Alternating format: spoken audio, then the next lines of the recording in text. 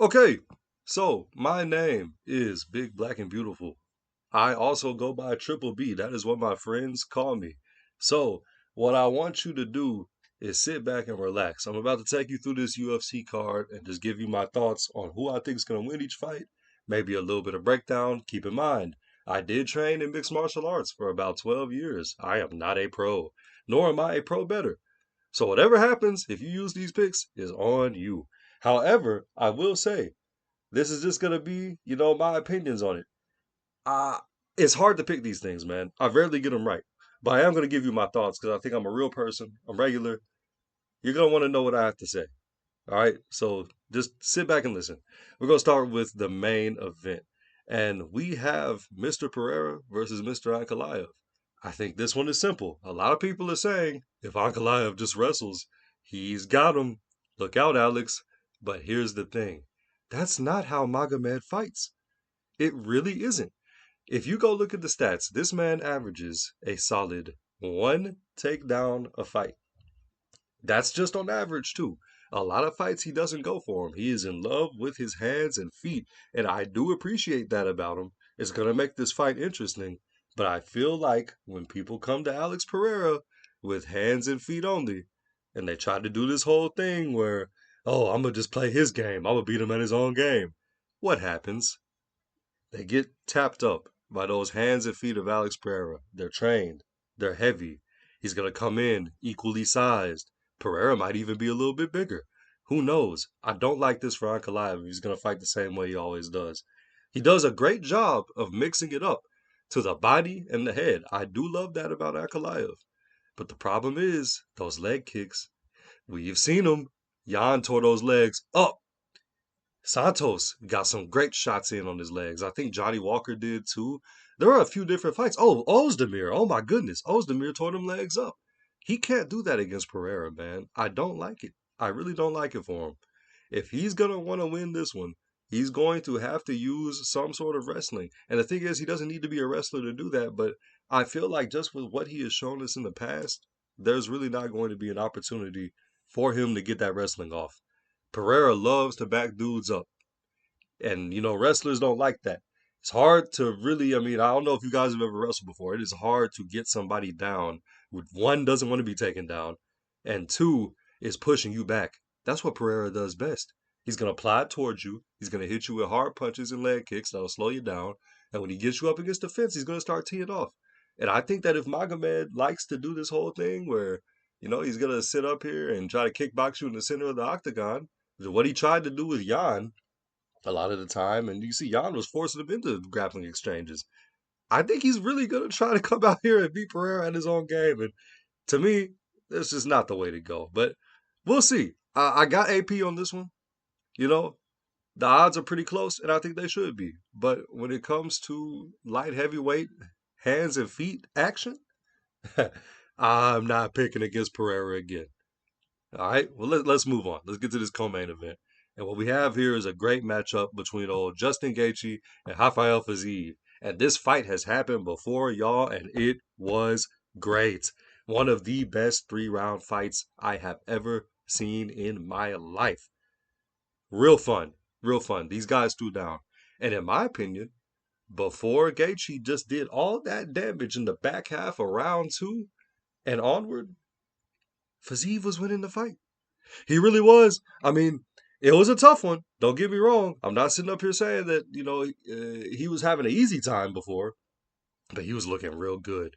And maybe breaking his nose and Gaethje concussing him, caused him to fight a little bit less. I think he's going to come out here and have a bit of a less exciting fight than the first time. And I think that he's going to get it done. Maybe by a decision. I don't know if he's going to be able to finish Gaethje. He's one tough him effort. I tell you what, I don't believe this stuff where, you get knocked out once and then all of a sudden people say, oh, his chin's broken. Nah. I think Gaethje is still a tough guy and he's going to power through this. It'll be interesting, but I do have Fiziev on this one. Gaethje has way more experience in the octagon, obviously. And you could argue he's a better kickboxer. I don't believe that's true from a technical perspective. You could argue he has a bit more dog in him, and we can't measure that. But I don't know. I don't know. It might be past the time where Gaethje can out tough and outdog these guys and out stamina these guys. You know, it's a 3 round fight if I remember correctly. Now, if it's five, damn me. But if not, we're going to see some issues for Fiziev on that front. I'm sorry, we're going to see some issues for Gaethje on that front because Fiziev's not going to want to get tired. I think he's just going to stay away from him, use those body kicks to slow Gaethje down, and pick at him. He's going to pick at him. He's not going to play Gaethje's game. So who knows? I love this matchup, but I got to take Fiziev on short notice. Yes, sir. Let's get down here to Jalen Turner. Now, this is an interesting one with Jalen Turner and Mr. Ignacio Bahamondes. In these sort of fights, I love to pick, and this goes for pretty much anything in MMA. You take the younger, more explosive guy. Now, that's not to say that Turner is not explosive. However, this guy, Ignacio, oh my goodness. His first round efforts are heroic. He has great kickboxing. So does Jalen Turner now. Jalen Turner's striking is good, and his grappling is above average 100%. Ignacio Bahamondes, I can't say the same for him. But unless Turner says he doesn't want to have an exciting fight, which I don't think happens because he typically does throw down, Bahamondes should have this. Turner's hittable. We've seen that. He's very hittable. And he's got those stamina concerns. I know that weight cut is going to be tough on him. Bahamondes is a big old dude, too, relatively speaking, for the lightweight division. And, you know, when two big dudes come out here, they're a little bit too large for their weight class, I really just have to take the more explosive striker, especially when I don't think Turner is really going to try to wrestle him. So we're going to go with Ignacio Bahamondes here. He's on fire. Realistically, if we think about it too in just terms of who should rise and who should fall, it seems like it's time for Bahamondes to take that next step up. And I think this is a good one for him. Get into those rankings, get your way back up to the to be taken seriously in the upper ranks of the lightweight division, and you know we'll look back on this and say, hey, this is a stepping stone. That's what I'd like to think. But who knows? Who knows? I picked, you know, a few different favorites here. You know, it is what it is. And this one, another case of who do you want to pick? Do you want to pick the more experienced fighter, or do you want to pick the young up-and-comer who's more explosive, more athletic, on a win streak too? Man, Yasmin Lucindo looks good. She barely beat Marina Rodriguez, who I think very highly of. But I just feel like, especially in women's MMA, man, that athleticism matters. It really does. And when you have Lucindo versus Lemos, Lemos is 37, I believe. Come on now. Come on now. We know what happens to these older women's fighters. Not everybody can be a Shevchenko. It's just not possible. And I really do think that this is going to be the end of her, you know, time of being taken seriously in that top five. You know, it's not like she doesn't have the skills or anything, but Lucindo's hot right now. You know, she's coming in off of a couple good victories. She's younger.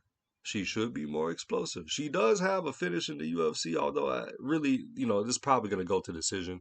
We all know how this goes. It's women's MMA. And we're not hating on it. You know, it's just the fact of the matter. It's what they do. It's all good. I think we got Lucindo here. Just use common sense. We'll go with the younger fighter. This is one I love. Oh my, y'all. I love this fight so much. We got Rufy versus King Green. Rufy, scrapper.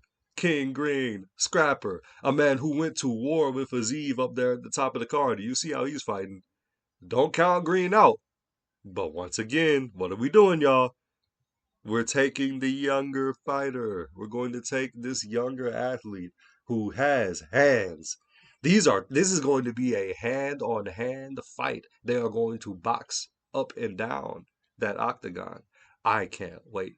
And I really do just think it's going to be a shootout. I don't take the guy that has been deaded in some recent performances. And, you know, when it comes to Rufy, I'd like to think that he's going to spark him up because King Green is going to engage. He's gangster to a fault. And I think that sometimes he gets a little bit too in his own head. He's going to be opening this card. He's going to want to start it off with a bang. He talks about the bonuses. I'm sure his press conference will be exciting if they have him on the press conference. You know, there's a lot of things that could go wrong for Green. And his defense is great, don't get me wrong. It's a possibility that he could come out here and give an extremely vet performance for this fight, but I just think that Roofy's on that way up. Man, he's got some nice hands, dog. He really does. I know it's not technical, but hey, listen, guys, I've never claimed to be an expert, but I love this one though. I love this one. I think Rufy's got him. Now, this is one that's interesting. I had to go look up a lot of stuff about this Mr. Kunaev, however you say his last name, versus Blades. Well, here's where my bias is going to come in. I'm a big Blades guy. I think that he's always been, a knockout away from holding that belt. It seems like when he goes up against a super heavy puncher, he, for some reason, starts to believe in his hands and just, boom, gets popped. I've never liked that about him. But when it comes to Kunaev, I don't believe that experience he got over there in Russia. I mean, I saw some Eagle FC fights on his record. Yeah, that's not gonna do it for me. That's not gonna do it for me. I think he has some ground and pound victories. I don't know what his ground game is like. I've never seen him fight. I'll just be real with y'all. I have not seen him fight. I have seen Curtis Blades fight though, and I think that if he fights on game plan, if he comes in shape, which he has been in great shape these last few, he's been motivated. If he still has that motivation, I have no reason to believe that Kunaev has anything for him. You know, it should be probably a nice little ground and pound, little KO here. Should get him out of there. That's what I like to believe, but who knows? Oh, I didn't mean to click on that, y'all. Hold on. We're gonna minimize it and keep going. Man, we got Joshua Van, the Myanmar assassin. That's not his real nickname, but that's what I'm calling him. Versus Mr. Sairuya. So I've seen both of them fight individually. Man, you're asking me to pick here, and I think these odds should be a bit closer. Y'all, I don't have any technical breakdowns on this one, man. I'm going straight off memory. I didn't really do any research before this. I like Joshua Van though, so I'm gonna pick Joshua Van. How's that for a prediction? Y'all like that? All right, cool. Let's move on. Bruno Ferreira versus Armin Petrosian. Now, I love this fight. This is going to be great for Petrosian, I think. I think we're going to get a nice striking decision right in the middle of these prelims, man. I really do. It's going to be a heavily contested striking fight. Bruno Ferreira is good, man. And Petrosian, I have always felt like he has underperformed and he has gotten some tough roles. He got subbed by Rodolfo Vieira, I believe, and then did he get KO'd by Shar Bullet, man? Those are two tough roles, man. They rolled the dice. He has been given nothing but tough fights since he's gotten into UFC. And I think that there is only a matter of time before he really gets off and shows it. Shows us what he's really made out of, man. We scroll here. I just want y'all to see something. I want y'all to see something. Listen, dog. Listen. This size difference is going to make a big difference in the fight, man. I know the reach isn't the same. Petrosian throws these kicks, that leg reach is going to matter, and that frame is going to help him not get pressed against the fence or anything. I really do believe that this is going to be a very middleweighty fight. It might bore you a little bit, but when Petrosian gets to work and he starts using that kickboxing that I know he has in him, that I know he hasn't been able to get, to really let go in these last few fights, I think it's going to really mess Bruno Ferreira's whole flow up. Uh, He's not going to be able to get anything going. I think this is going to go to a nice little boring decision. What y'all think? I like it. I know I've been picking hella favorites today. I'm sorry. I just think that a lot of these are going to go. Listen, speaking of favorites, I have no reason to believe Alex Morono is going to win this fight. Uh, I don't know anything about Carlos Leal, right? I'm sure he's great. I'd like to assume that the odds are right. Morono is not great. So uh, he's older. Ain't really much to say here, man. You shouldn't win this off. But all right, let's keep going. Now, Marion Santos versus Francis Marshall. Now, I've seen both of them fight. Mr. Santos is good. He's swole. Francis Marshall is good. We don't have any odds for this one. Ah, man. You're asking me to do some tough stuff here, right? What I want y'all to see is go ahead, come back here and look right down here at the height difference. Now, is this going to be a catch weight? Who knows? Leg reach. we're out here. Equivalent, stats and everything. We come over here. Santos really likes to knock people out. And it would appear that the grappling difference is, quite different, as you could say. But I tell you what, man, when it comes to these prelim fights, we can look at the grappling all we want. Okay, uh, he hasn't really been tested.